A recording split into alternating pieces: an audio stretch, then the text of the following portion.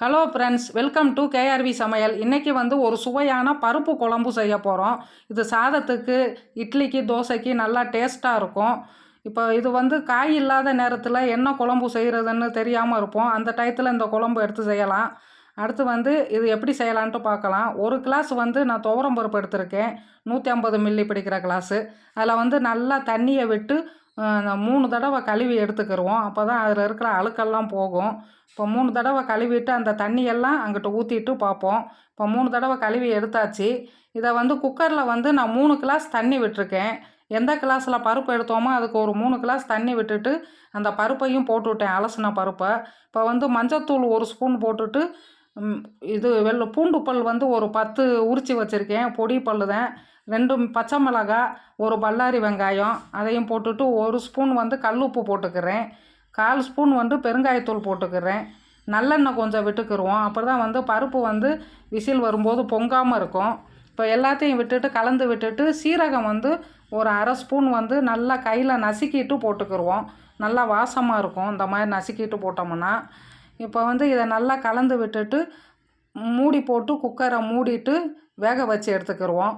எனக்கு குக்கரில் 6 விசில் வந்தால் வெந்துடும், நல்லா குலைவாக வெந்துடும். உங்களுக்கு எப்படி வேகுமோ அதே மாதிரி வச்சு எடுத்துக்கிடலாம். இப்போ நல்லா விசிலெல்லாம் வந்துருச்சு. இப்போ எடுத்து பார்ப்போம். இப்போ பருப்பு நல்லா குலைவாக வெந்துருச்சு. இதை ஒரு மத்து வச்சு நல்லா கடைஞ்சி எடுத்துக்கிடுவோம். இந்த மாதிரி கடையும் போது அந்த பூண்டு பல், வெங்காயம் எல்லாம் நல்லா பருப்பு எல்லாம் நல்லா மசிஞ்சு ஒன்று சேர்ந்து வரும். இப்போ ஒரு கடாயில் நல்லெண்ணெய் விட்டுக்கிடுவோம். இதுக்கு நல்லெண்ணெய் விட்டோம்னா நல்லா டேஸ்ட்டாக இருக்கும்.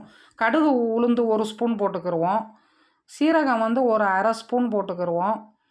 அடுத்து 1/4 ஸ்பூன் பெருங்காயத்தூள் போட்டுக்கிடுவோம். போட்டுட்டு நல்லா பொரிஞ்ச பிறகு பல்லாரி வெங்காயம் 1 கட் பண்ணி வச்சுருக்கேன். மிளகாய் வத்தல் 2 கிள்ளி வச்சுருக்கேன், அதையும் போட்டுக்கிடுவோம். போட்டுவிட்டு கறிவேப்பிலை ஒரு 3-4 கொத்து போட்டுக்கிடுவோம். ஃப்ரெஷ்ஷான கருவேப்பிலை எல்லாத்தையும் போட்டுட்டு நல்லா பொன்னிறமாக வதக்கி எடுத்துக்கிடுவோம். இதுக்கு சின்ன வெங்காயம் போட்டால் இன்னும் டேஸ்ட்டாக இருக்கும். இன்றைக்கி சின்ன வெங்காயம் இல்லை, அதனால் பெரிய வெங்காயம் போட்டிருக்கேன். இப்போ நல்லா பொன்னிறமாக வதக்கி எடுத்த பிறகு இதை பருப்பில் கொட்டிக்கிடுவோம். இப்போ இதை பருப்பில் கொட்டிட்டு இதை கலந்து விட்டுட்டு பார்ப்போம். இப்போ ஒரு சுவையான ருசியான பருப்பு குழம்பு ரெடி ஆயிடுச்சு. இதை சாதத்தில் ஊற்றி நல்லெண்ணெய்யோ நெய்யோ விட்டு பிசைஞ்சு சாப்பிட்டோம்னா அவ்வளோ ஒரு டேஸ்ட்டாக இருக்கும். இதுக்கு ஈடு இணை எதுவுமே இல்லை. இந்த பருப்பு குழம்பு ஒரு கிண்ணத்தில் இப்போ ஊற்றியாச்சு. இந்த வீடியோ உங்களுக்கு பிடிச்சிருந்தால் லைக் பண்ணுங்கள், ஷேர் பண்ணுங்கள், சப்ஸ்கிரைப் பண்ணுங்கள்.